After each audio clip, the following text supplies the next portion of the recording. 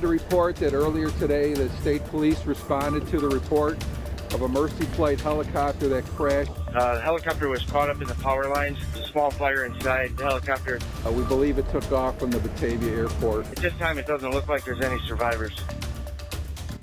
And tonight, new developments about the victims killed on board a Mercy flight helicopter crash in Genesee County. Among them, a retired New York State police pilot. Now, investigators say James Sauer and Stuart Dietrich were in the air completing a training when their chopper suddenly went down.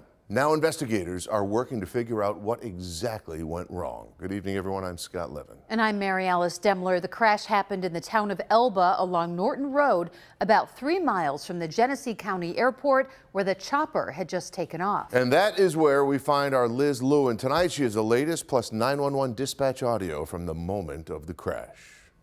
Scott, Mary Alice, such a tragic day here in Genesee County. You can still see New York State troopers blocking off the road to that scene. What we do know is there's much still to learn about what caused this tragic crash earlier today.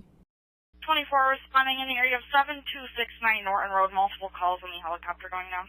This is Genesee County's Fire and EMS 911 dispatch, responding to calls of a Mercy flight helicopter carrying 60-year-old pilot James Sauer of Churchville, New York, and 60-year-old Bell helicopter instructor Stuart Dietrich of Prosper, Texas.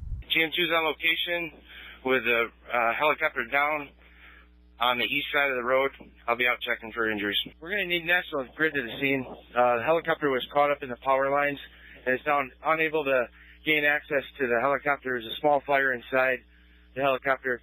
At this time, it doesn't look like there's any survivors. New York State police say the crash happened in the town of Elba on Norton Road just after 1 p.m.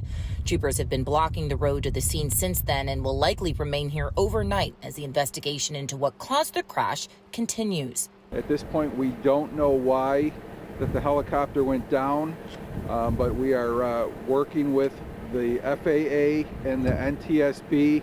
They're both responding to the scene and will assist us with the investigation. Sauer was a retired New York State police pilot and began working with Mercy Flight back in October of 2020. After learning of the crash, Mercy Flight President Margaret Ferrantino sent out a lengthy statement on Facebook, mourning the loss of both victims, saying in part, quote, "It goes without saying that our attention needs to be focused on the families of those lost and on our own employees as we deal with this unspeakable tragedy. This is a very dark day for the Mercy Flight family.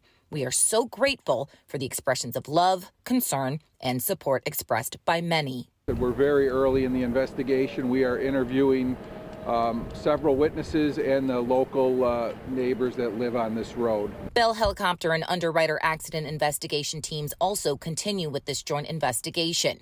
Mercy Flight announced today they are temporarily suspending operations as their team mourns the loss of one of their own, also to ensure other helicopters are operating properly following a team investigation. Their communication center, however, will remain open.